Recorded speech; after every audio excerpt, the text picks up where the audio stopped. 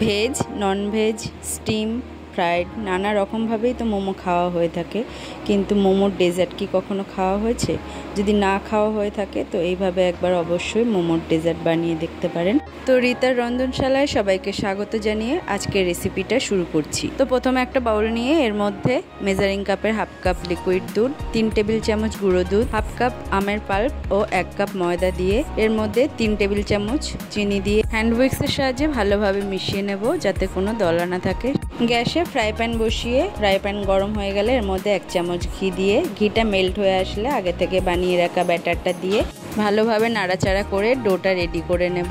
এরপর একটা বাটিতে 1 চামচ কর্নফ্লাওয়ার নিয়ে জল দিয়ে মিশিয়ে একটা ব্যাটার বানিয়ে রেখে দেবো। ফ্রাই প্যানে আবারও কিছুটা ঘি গরম করে এর মধ্যে আগে থেকে কুচিয়ে রাখা আমের টুকরোগুলো দিয়ে 1 মিনিট রান্না করে নেওয়ার পরে এর মধ্যে দিয়ে দেবো 2 টেবিল চামচ চিনি। ভালোভাবে চিনিটা মেল্ট হয়ে গেলে কর্নফ্লাওয়ারের ব্যাটারটা দিয়ে 1 মিনিট রান্না করলে আমের পুরটা রেডি হয়ে যাবে। এরপর গ্যাসে একটা কড়াই বসিয়ে এর মধ্যে হাফ লিটার দুধ গরম বসিয়ে রাখবো। এদিকে ডোটা হালকা গরম রয়েছে, এই অবস্থায় মেখে নেব ভালোভাবে। ডোটা একটু স্টিকি ভাব রয়েছে, হাতে লেগে যাচ্ছে, এর জন্য সামান্য শুকনো ময়দা দিয়ে আবারও ভালোভাবে এটাকে মেখে নেব। মেখে নেওয়ার পর ময়দার ডো থেকে সমান ভাগে ভাগ করে লেচি কেটে নেব। দুধটা ফুটে অনেকটা ঘন হয়ে এসেছে, এই সময় ফ্লেভারের জন্য এর মধ্যে দিয়ে দেব 3টে এলাচ আর মিষ্টির জন্য দিয়ে দেব 1 কাপ বাতাসা দিলে খুব তাড়াতাড়ি দুধটা ঘন হয়ে যায়।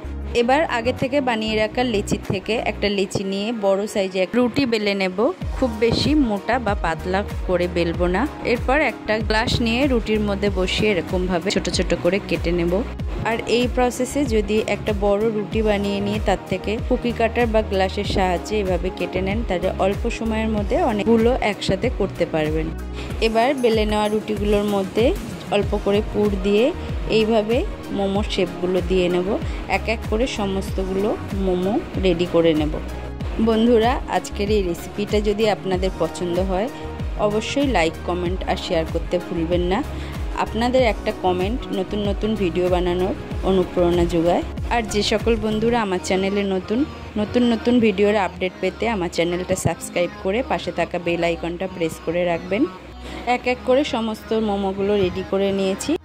এরপর গ্যাসে একটা কড়াই বসিয়ে তাতে কিছুটা পরিমাণ তেল দিয়ে তেলটা গরম হয়ে গেলে বানিয়ে রাখা মোমোগুলো ডিপ ফ্রাই করে নেব।